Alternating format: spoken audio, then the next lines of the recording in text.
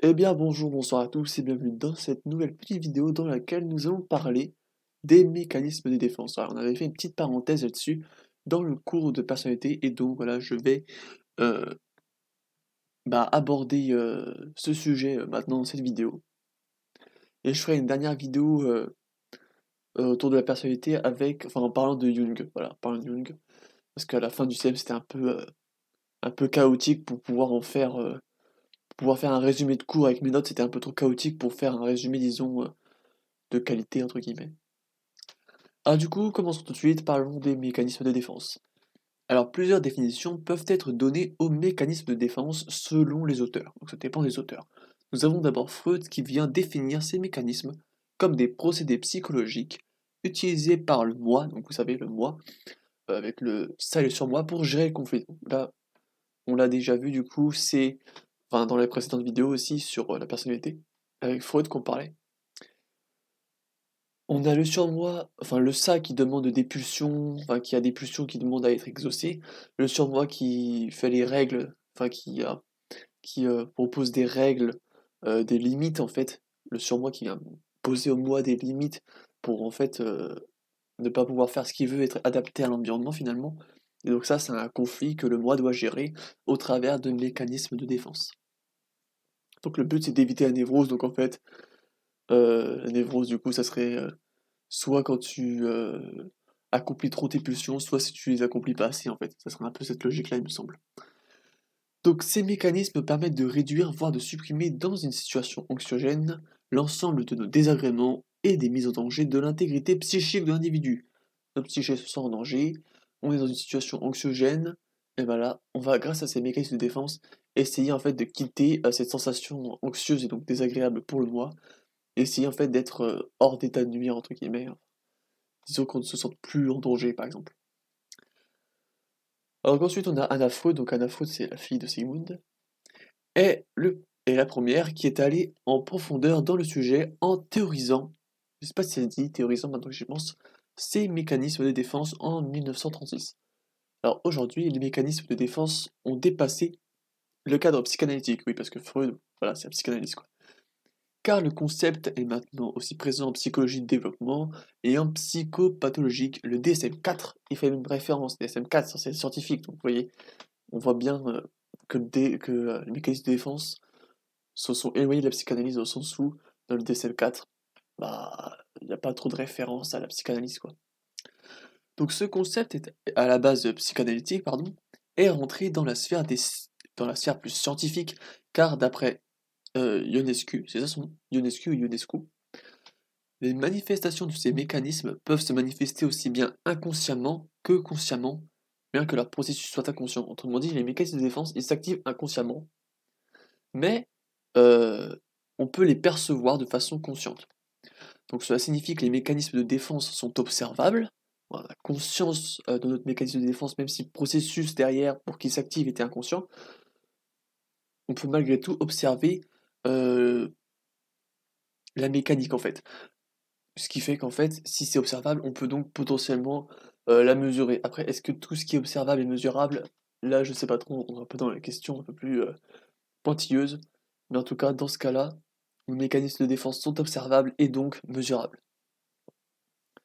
Alors cette mesure permet du coup une certaine objectivité, donc c'est la base de la science, c'est d'être objectif évidemment. Et donc là, c'est au travers de nombreux inventaires ou questionnaires. Alors reparlons encore de Ionescu qui a encore ajouté une petite subtilité. Car il a aussi ajouté que le danger auquel les mécanismes de défense font face peut tout aussi bien être imaginaire que réel. Oui, oui, que réel. Pourquoi ça veut pas là? Ah, ok. Ah oui, ok. Ok, donc il se moque de moi là. Bref, passons. Du coup, oui, en fait, on peut avoir des mécanismes de défense face à une situation anxieuse qui est tirée de notre imagination. Par exemple, on peut imaginer quelque chose, une situation anxieuse où on va peut-être se sentir en danger. Et rien qu'à partir de cette représentation mentale qu'on va faire grâce à notre imagination, ça va pouvoir activer la mécanique ou les mécanismes de défense, alors qu'en réalité, y a rien. C'est juste toi qui travailles un petit un peu d'anticipation, on verra plus tard, on parlera un peu de l'anticipation un peu plus tard. Alors du coup, le DSM-4 associe les mécanismes de défense avec les stratégies de faire face. Donc la stratégie de faire face, aussi appelée stratégie de coping pour ceux qui aiment les anglicismes, c'est plus dans la psychologie sociale, c'est face à un événement, c'est comment on réagit lorsqu'on a notre intégrité qui est mise en jeu, entre guillemets. Alors décrivant les deux comme automatiques, donc les stratégies de faire face et les mécanismes de défense tous les deux automatiques, permettant de nous protéger de l'anxiété, enfin, nous protéger, disons, de tout danger. Donc là, c'est vraiment le point commun qu'il y a entre les deux, et ce qui fait qu'ils sont relativement proches, et voire même une frontière très floue entre les deux, c'est qu'en fait, ils ont quasiment les mêmes buts. Alors après, il semblerait que les notions soient distinguables selon l'origine du danger. En fait, elles seraient internes pour les mécanismes de défense, et externes pour les stratégies de faire face. Donc si on a un danger externe, on utiliserait les stratégies de faire face. Si on a un danger un peu interne, par exemple l'anxiété c'est interne, bah là ça activerait les mécanismes de défense. Donc du coup, oui, la stratégie de faire face, ça serait plus une réaction au stress. Vous voyez, donc là, il y a un lien stress externe, anxiété interne, mais après je vais faire un petit paint pour vous expliquer que vraiment ça reste flou malgré cette idée d'interne-externe. Alors, la frontière reste cependant floue car les deux concepts ont le même but, à savoir se protéger d'événements, enfin d'éventuels dangers, et réagir à un inconfort. Donc c'est toujours dans le but en fait de conserver notre intégrité psychique et physique. Après, le mécanisme de défense, c'est plus c'est exclusivement psychique maintenant. D'accord. Donc là, en fait, ce qui va se passer, c'est que je vais vous montrer la photo et puis que ça me demande un autre truc. Là, bref, c'est pas grave. Alors, en fait, le problème là-dedans, c'est que si on associe les mécanismes de défense à l'interne, et donc à l'anxiété, les stratégies de faire face à l'externe, le stress. Il y a un problème, c'est que un stresseur, comme on a vu en neuro, un stresseur qui provoque une réaction biologique qui s'appelle le stress, donc la réaction de stress. Le problème, c'est que cette réaction biologique, du coup, que va provoquer le stresseur, elle peut aussi derrière avoir un impact psychologique et provoquer l'anxiété. En fait, le stress et l'anxiété sont tous les deux très liés finalement. Même si le stress est d'origine externe et l'anxiété d'origine plus interne, bah, le stress peut... Un stress, disons, qui provient de l'extérieur, qui provoque une réaction physiologique, peut parfaitement euh, provoquer de l'anxiété. On peut penser notamment aux troubles paniques. Mais là, c'est justement ça qui rend la chose complexe entre mécanisme de défense et stratégie de faire face, c'est qu'en fait, anxiété et stress bien que un soit plus interne, l'autre plus externe, sont tous les deux liés en fait. Donc ça voudrait dire que si je suis mon schéma, le stress peut provoquer l'anxiété qui peut provoquer des mécanismes de défense. Donc le stress peut indirectement provoquer des mécanismes de défense. Donc là, vous voyez un peu l'idée. En fait, c'est flou, tout est lié. Et c'est pour ça que parfois on parle même que ça serait la même chose. Mécanisme de défense et stratégie de face, ça serait la même chose. Mais ça proviendrait en fait de deux domaines complètement différents. Psychanalyse, psychologie sociale. Alors il n'y a pas de consensus sur le nombre précis de mécanismes de défense. Alors ça varie de 10 à 40. Donc c'est pas vous dire l'absence complète de consensus. Je vous demande à combien est la moyenne. Alors, des catégories de mécanismes de défense existent, avec notamment un lien entre le développement d'un mécanisme, donc qui peut être précoce, tardive ou plutôt moyen, intermédiaire, et son adaptation. Adaptation, je rappelle, à l'environnement en termes de social. Donc, les plus adaptatifs seraient les mécanismes se développant le plus tardivement et vice-versa. Donc, autrement dit, les premiers mécanismes de défense qu'on développe tôt dans l'enfance seraient en fait les moins adaptés socialement, seraient moins acceptés, entre guillemets. Alors cela s'explique par une capacité cognitive nécessaire pour l'application de certains mécanismes de défense. Donc autrement dit, mécanismes de défense nécessitent des capacités cognitives et bien évidemment les, ceux qui arrivent le plus tôt, le plus précocement, bah, en demandent moins, ceux qui arrivent le plus tardivement en demandent plus. Vous voyez, c'est un peu l'idée de... euh, voilà, tout comme nos capacités cognitives, les mécanismes de défense s'élaborent au cours du temps jusqu'à devenir adaptés, donc c'est-à-dire acceptés socialement. Donc c'est vraiment l'idée. Donc on part déjà avec des faibles capacités cognitives, avec des mécanismes de défense, euh, disons qui demandent peu de capacités cognitives justement, et qui sont donc par conséquent mal adaptés au niveau social. Et au fur et à mesure du temps, plus ces mécanismes de défense s'élaborent tardivement, plus elles sont efficaces car elles utilisent plus de capacités cognitives, et donc plus elles sont acceptées socialement. Après, on va avoir différents exemples de ce qui est accepté ou pas trop socialement, quels sont les mécanismes précoces et tardifs, etc., etc. Alors, le développement des mécanismes de défense d'un individu dépend de sa génétique, mais aussi de l'environnement. Donc là, c'est encore à part 50-50, tout comme en gros la personnalité, quoi. Un milieu anxiogène dès l'enfance va conduire l'individu à développer des mécanismes de défense très tôt et donc moins adaptés. Je rappelle, plus les mécanismes se développent tôt, moins ils seront adaptés. Plus ils se développent tard, plus ils seront adaptés socialement. Le meilleur milieu permet donc, enfin, le meilleur milieu, c'est un meilleur milieu, un milieu, disons, un peu épanoui, par exemple, il n'y a pas de danger, par exemple, avec un bon environnement familial, par exemple. Donc ça permet un développement de ces stratégies plus tardif et donc plus acceptées socialement. Vraiment l'idée, euh, je rappelle encore une fois, capacité cognitive, stratégie de faire face enfin, plus acceptée socialement. C'est vraiment le lien entre les deux. Alors, tous les individus possèdent un panel de mécanismes de défense distincts, avec chacun ses préférences. Cependant, une utilisation presque exclusive d'un unique mécanisme, bien qu'adapté socialement, peut être considérée comme pathologique. Par exemple, si on est toujours dans le déni ou dans la négation de la réalité, bon, là je viens de dire deux fois la même chose, hein, c'est pas grave. Bref, si on est toujours dans le déni face à n'importe quelle situation, bah, ça peut devenir pathologique, on est dans le négationnisme finalement. Et donc là, on a le petit DSQ40. Alors, le DSQ40, c'est oula, je ne sais plus ce que ça veut dire, je me souviens plus les initiales du DSQ40. En tout cas, c'est questionnaire, le D c'est pour les défenses, Defense Strategies Questionnaire, avec mon accent anglais.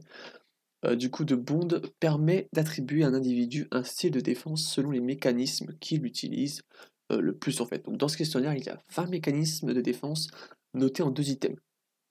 Donc les 3 styles possibles sont immature, névrotique et mature. Autrement dit, on a des mécanismes immatures, des mécanismes névrotiques, des mécanismes matures, suivant les mécanismes que tu utilises le plus. Par exemple, tu utilises une majorité de mécanismes matures, et bien là, on va pouvoir dire que tu as euh, un style défensif, on va dire, enfin, un style de défense mature. Et hop, c'est bon, on va passer aux exemples. Du coup, ceux que la prof a dit pendant le CM. Donc il y en a au total 6. Je reviens tout de suite. Alors, on commence tout de suite avec des mécanismes de défense appartenant au style, disons, immature. Alors déjà, on a la projection, pardon. Donc on aura deux exemples par style. En fait, la projection, c'est quand tu attribues à tort à autrui tes propres pulsions inacceptables, ou disons qui sont anxiogènes. Donc en fait, tes problèmes un peu internes, tu vas les projeter sur quelqu'un complètement à tort, parce que ça se peut que lui, il les ait absolument pas, ces problèmes. Et en fait, là-dedans, enfin, ce qui se passe dans la projection, c'est que t'admets pas en fait tes pulsions inacceptables, t'acceptes pas en fait, euh, tu n'acceptes pas ce qui ne va pas en fait. Donc, en l'attribuant à quelqu'un d'autre, voilà, c'est un peu du refus, et non, le problème, c'est pas moi, c'est l'autre qui l'a. Donc, souvent, on va le projeter, enfin, ça c'est souvent pour les enfants, après, peut-être que les adultes peuvent utiliser cette mécanique aussi.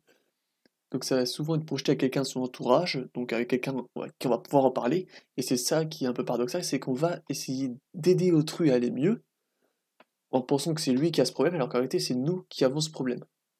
Du coup, autrui peut être un peu surpris parce que euh, on dit qu'il a un problème alors qu'en réalité il n'en a pas.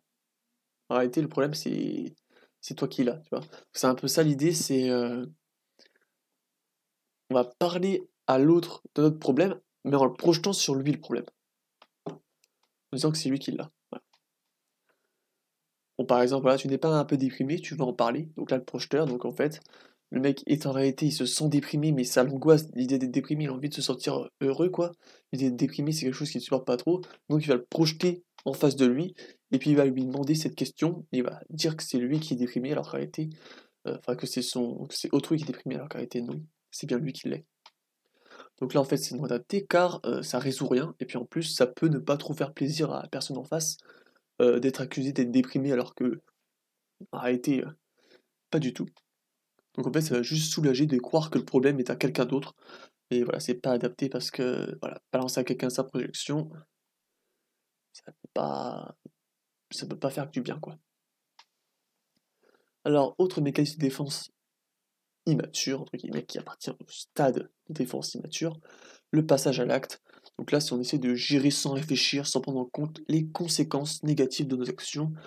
Donc là, en fait, c'est typiquement, je sais pas, je suis très en colère après quelqu'un, ou après quelque chose. On peut prendre l'exemple, je sais pas, d'un célèbre, je sais pas si on peut l'appeler un youtubeur, qui fait des vidéos autour du foot et qui souvent casse ses télés. Voilà. Passage à l'acte, il est très énervé, il casse sa télé, et voilà, c'est passage à l'acte pour essayer de sortir en fait ce qui ne va pas en fait, l'inacceptable, donc par exemple la défaite de l'OM. Alors du coup là c'est pas utile car le mieux c'est de décortiquer et comprendre avant d'agir pour que ça ne se reproduise pas. Donc le but c'est de justement comprendre peut-être dans l'exemple à la colère, d'essayer de comprendre pourquoi je me mets autant en colère, etc. etc. Et d'éviter de passer à l'acte en se défoulant sur quelque chose. Ça c'est un exemple parmi d'autres qui sont possibles, imaginables. Et donc voilà, là l'exemple du dit effet du désagréable pour se soulager, voilà, incapacité à s'exprimer. Donc ça peut un peu, oui, ça peut souligner une incapacité à s'exprimer, le fait de d'agir comme ça de façon impulsive. Alors après là c'est dans le stade névrotique ou intermédiaire, nous avons l'annulation. Donc en fait c'est le fait d'annuler ce qu'on vient d'exprimer euh, ou de faire pour soustraire l'apparition d'une anxiété. Donc en gros, on a fait quelque chose, on a dit quelque chose, ça nous provoque une anxiété, et là tout de suite, hop, on vient couper la chose en faisant le contraire en fait. Enfin en disant ou en faisant le contraire. Donc là, en fait, ce qui fait qu'on passe dans le stade névrotique ou intermédiaire, c'est qu'on a une prise de conscience de ce qui ne va pas. On sait là-dedans ce qui ne va pas, même si on essaye un peu disons, résoudre le problème anxiogène. Mais après, on verra qu'il y a des stratégies plus efficaces. Du coup, là, il y avait l'exemple du coup donné en cours où il y a un homme qui dîne avec sa maîtresse et sa femme en même temps. Il dit à sa maîtresse: «Ah, tu es magnifique aujourd'hui», hop là, ça monte l'anxiété parce sa femme risque de croire que, ouais, elle risque de découvrir leur relation cachée. Et là, du coup, il doit dire le contraire pour essayer de calmer son anxiété. Enfin, c'est sa stratégie, son mécanisme de défense. Dommage que Tarop te grossisse. Donc là, c'était l'exemple donné en cours. Et du coup, là, on vient annuler, en fait, en venant annuler le côté que la personne est belle, en disant qu'en fait, la robe la grossisse et donc la rend peut-être un peu moins belle, quoi. C'est vraiment l'idée de d'annuler l'anxiété en annulant ce qui a provoqué cette anxiété, quoi. Donc on annule la cause, globalement. Donc ensuite, on a l'idéalisation, donc toujours dans le stade névrotique. Donc c'est qu'on attribue à autrui des qualités exagérées, enfin, ou qu'on s'attribue une relation entre soi et autrui plus proche qu'en réalité. Donc on s'estime par exemple qu'on est très amis, en réalité on est juste camarades de classe, quoi, tu vois, ça peut, ou je sais pas, genre, c'est manger deux fois ensemble, c'est pas ton meilleur pote non plus. Donc, ça, le problème, c'est souvent utilisé lorsque la personne se sent dévalorisée. Et donc, c'est une façon de se sentir moins nul vu que quelqu'un de super est proche d'elle.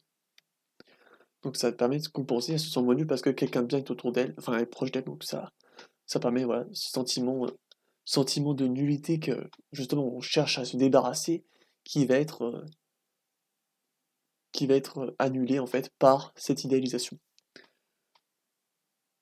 Effectivement, oui, on se sent un peu moins nul lorsqu'on est proche d'un puissant. Donc ici, le mécanisme peut fonctionner, cependant, bah, ça ne résout pas le problème, ça ne résout pas pourquoi je me sens nul. Je trouve juste une stratégie pour un peu moins de sentir, mais ça ne résout pas le problème dans le fond, quoi.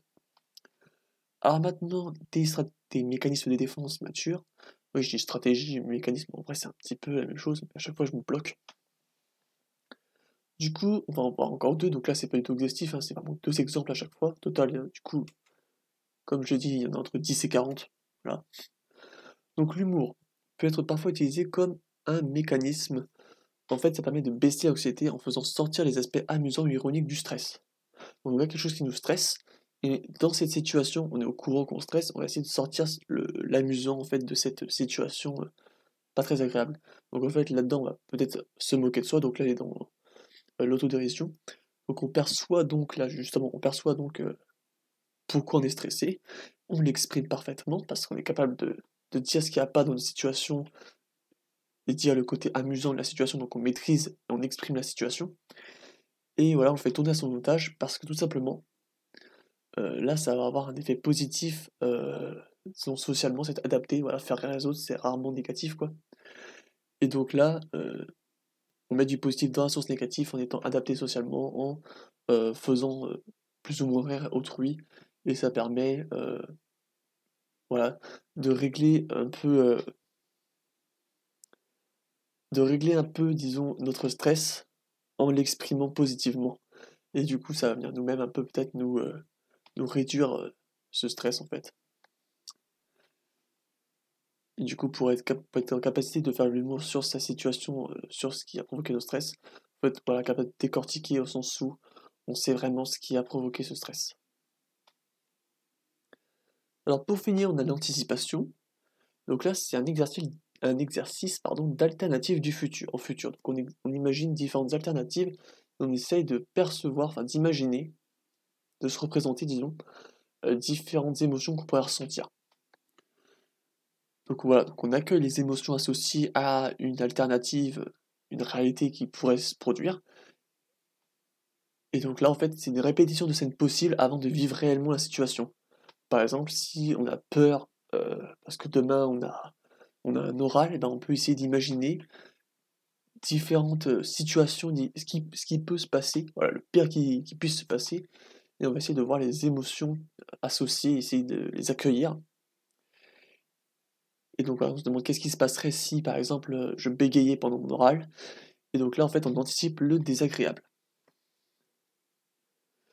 Ah, et puis là, c'était un petit exemple qu'elle avait dit, c'est que le problème, c'est que souvent les gens n'anticipent pas le fait de mourir, et du coup, il n'y a pas de don d'organes parce que faut. Oui, ça, c'était le petit exemple qu'elle avait donné comme ça, vite fait. Et du coup, l'anticipation, ce qui permet, c'est d'être bien mieux armé si on a anticipé la situation réelle qui va vraiment se produire. Et donc, ça va permettre d'être plus calme dans nos réactions, et ça, c'est adaptatif d'être en fait plus dans le contrôle de soi pendant que la situation se passe réellement, si c'était une situation qu'on avait anticipée. Et donc là, oui, c'est collectivement bien complexe car on doit vraiment s'imaginer différentes possibilités et essayer de percevoir les différentes émotions qu'on pourrait avoir et voir comment on pourrait en fait les réguler peut-être. Et donc voilà, c'est tout pour les mécanismes de défense. Donc voilà, dernière vidéo que je ferai sur cette première partie du CM de personnalité avec Jung. Et puis sur ce, je vous dis à bientôt pour une prochaine vidéo.